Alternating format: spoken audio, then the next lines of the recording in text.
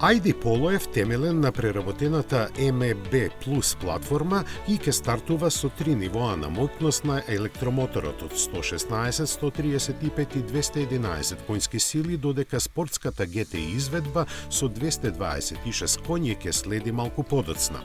Послабите верзии ќе користат батерии од 37, а посилните ќе имаат капацитет од 52 киловат-часа, кои ќе им обезбедат автономија до 450 килограми. Со цел да се илустрира просторноста што новиот помал и поефикасен електромотор и рамно поставените батерии го возможуваат, објавено и дека идниот Поло ќе има багажник од 435 литри. Цената би требала да стартува околу 25.000 евра, а сегашниот бензински модел ќе остане во понуда уште некое време. Затоа и сега е моментот да се потсетиме што се Поло постигна во изминативе 5 децении колку што е на пазарот. Покажувајќи дека и малото може да биде големо, кога се појави во 1974-та, постави нови трендови во сегментот, додавајќи му ги типичните предности за марката Volkswagen – квалитетот, безбедноста и комфорот. Кога компанијата бараше замена за остарената буба, имаше на ум повеќе предлози. Анализирајќи ги детално, тие го сватија потенцијалот на малните хеджбек возила со современа механика. Изборот падна на Golf, а Audi, како замена за линијата мали седани на NSU со мотор назад, започна да го подготвува второпласираниот кандидат од интерниот надпревар. Во дизајнот на новиот автомобил, кој беше развиен за само 21 месец, учествуваше и Бертоне, а согласно тогашната номенклатура ја добија знаката 50 според бројот на конски сили.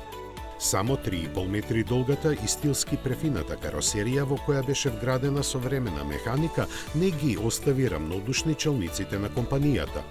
Така, кратко време после лансирањето на Audi 50 како негова поевтина изведба се појави и Volkswagen Polo. Иако имаше мотор од само 895 кубни сантиметри со скромни 40 конски сили, се наметна на пазарот, постигнувајќи огромен успех. И тоа убедливо. До 1978-та Audi 50 се продаде во 180.000 примероци, а првата генерација на Polo, која се произведуваше некоја година повеќе, во 4 пати поголеми бројки. Затоа значајно придонесе и константното подобрување на понудата, која беше проширена и со негова седан верзија лансирана како Volkswagen Derby. Со секоја генерација, Polo дополнително се развиваше. Втората од 1981 година, која беше резултат на длабока модернизација на претходникот, остана во сеќавањата по спортскиот призвук кој го донесе купе верзијата, посебно во G40 изведбата. Нејзиниот мотор со спирален компресор со 116 коњи го дотеруваа малиот тркач до 100 км на час за 8,1 секунда и до максимални 196 км на час. За другите пак за прв пат на располагање беше и со дизел мотор, кој од своите 1,3 литри со скромна потрошувачка извлекуваше 45 коњи. Посебно запамтена е третата генерација од 1994-та, која направи голем скок напред, не само од технолошки аспект. Дизел моторите значително се расширија низ гамата, на чиј пиедестал се постави GTI верзијата со 1,6 литарски мотор, прво со 120, а потоа и со 125 коњи.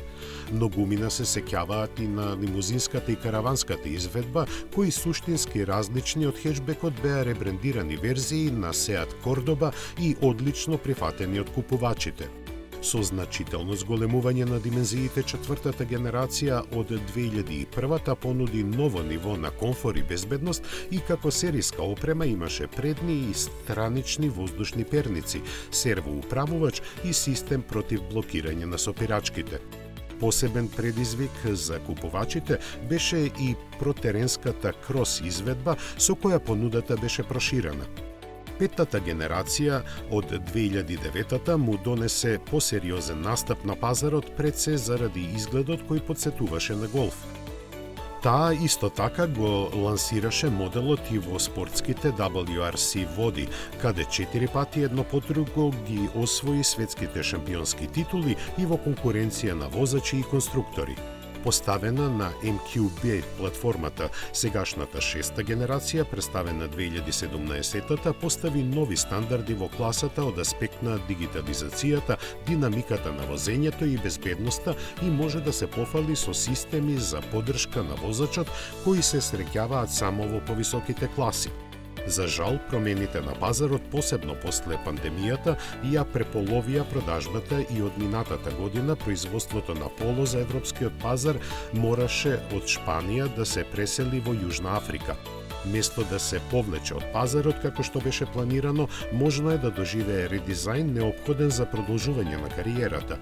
Кога и дали тоа ќе се случи не се знае, но сепак е јасно дека Polo како култен модел на Volkswagen ја дефинираше класата германски субкомпакти, брзо еволуирајќи во автомобил со силен сопствен карактер. Заради тоа и успехот што го постигна е максимален. Ни своите 6 генерации глобално има освоено повеќе од 20 милиони купувачи.